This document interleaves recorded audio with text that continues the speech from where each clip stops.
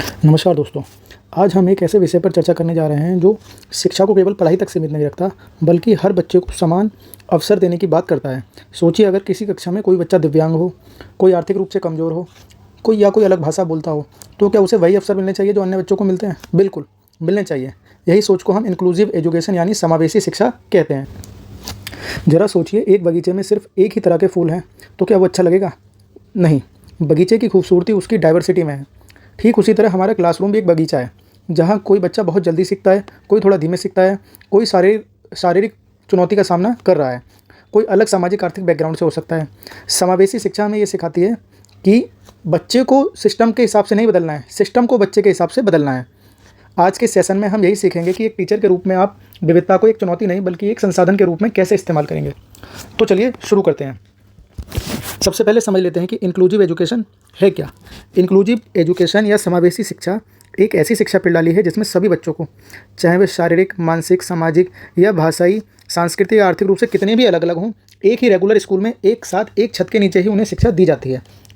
कोई भी बच्चा किसी भी सामाजिक बैकग्राउंड से आ रहा है, किसी भी आर्थिक बैकग्राउंड से आ रहा है, उनको एक ही स्कूल में, एक ही क्लासरूम में, एक ही छत के नीचे एक साथ शिक्षा दी जाती है।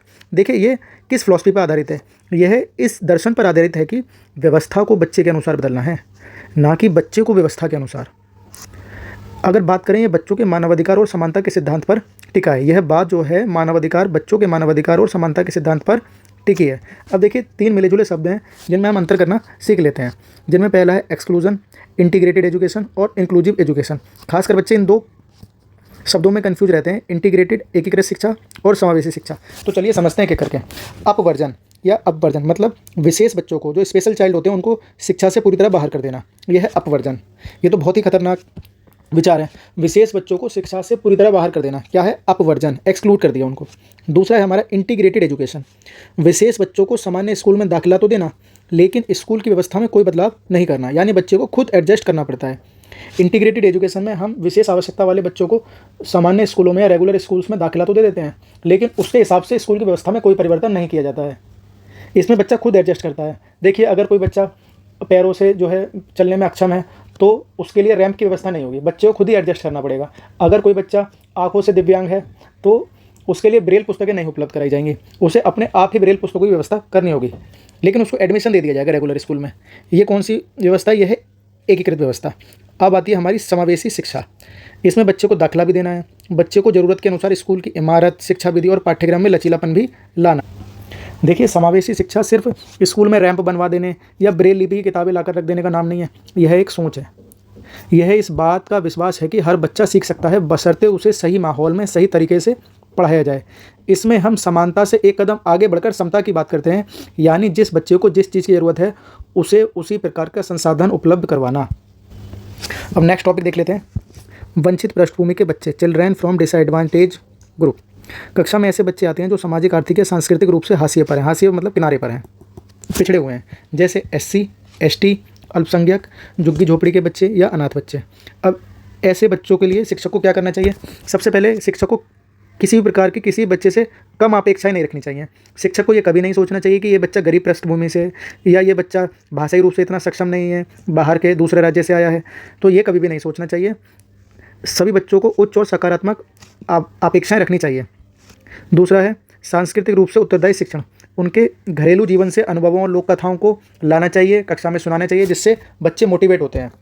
बच्चों को खुद अपने घरेलू जीवन की बातें और लोक कथाएं और कहानियां सुनाने को क्लास में साझा करने के लिए टीचर को बोलना चाहिए। अगला है लचीलापन। यदि किसी बच्चे के पास यूनिफॉर्म या किताबें नहीं हैं, तो उसे प्रताड़ित करने की बजाय स्कूल स्तर पर उसकी मदद करनी चाहिए, मदद करने का प्रयास करना चाहिए। अब देखिए, मोस्ट इंपॉर्टेंट और सीटेट का फेवरेट टॉपिक है लर्निंग डिसेबिलिटीज़। ये कई बार पूछा जाता है, लर्निंग डिसेबिलिटी कौन कौन सी हैं, किस लर्निंग डिसेबिलिटी में क्या होता है, क्या लर्निंग डिसेबिलिटी से प्रभावित बच्चे क्या मंदबुद्धि होते हैं? तो चलिए देखते हैं। देखिए, ये एक प्रकार के न्यूरोलॉजिकल डिसऑर्डर हैं जो बच्चे की सुनने, सोचने, बोलने, लिखने या गणित को हल करने की क्षमता को प्रभावित करते हैं।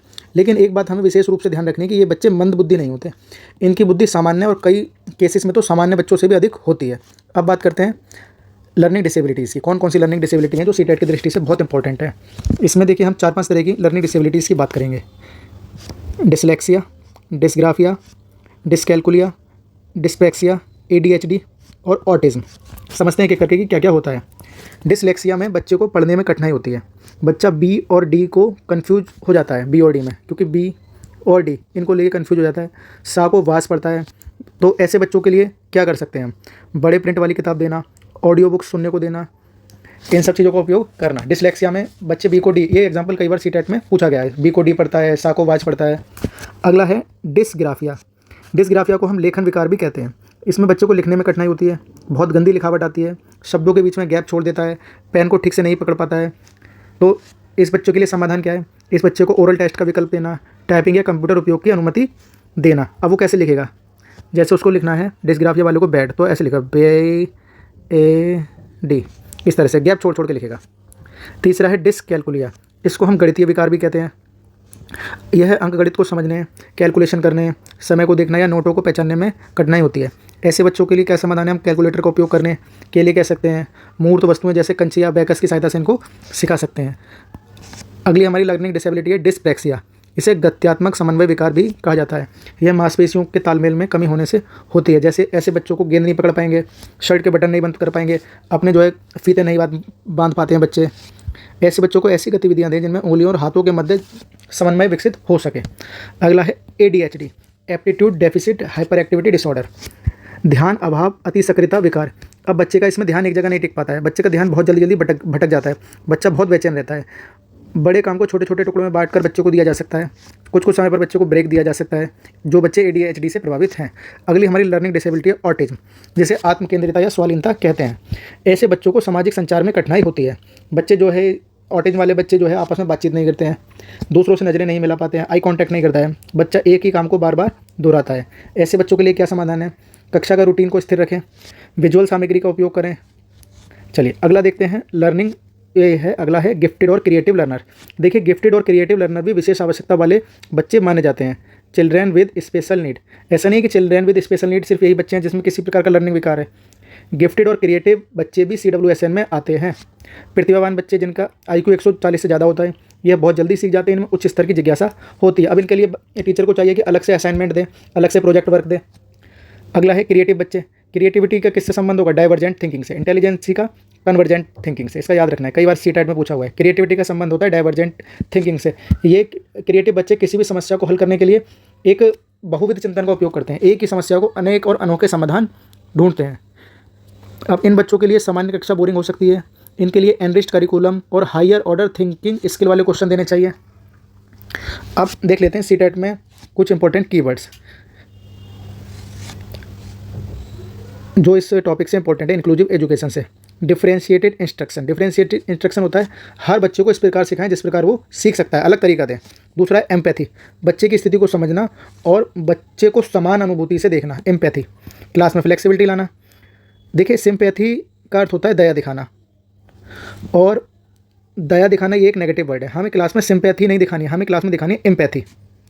एम्पैथी समान अनुभूति, ना कि हमें दया दिखानी है। अगर सिंपैथी और एम्पैथी में अगर आता है तो आपको एम्पैथी को चुनना है, ना कि सिंपैथी को। तो चलिए आज के लेक्चर में इतना ही।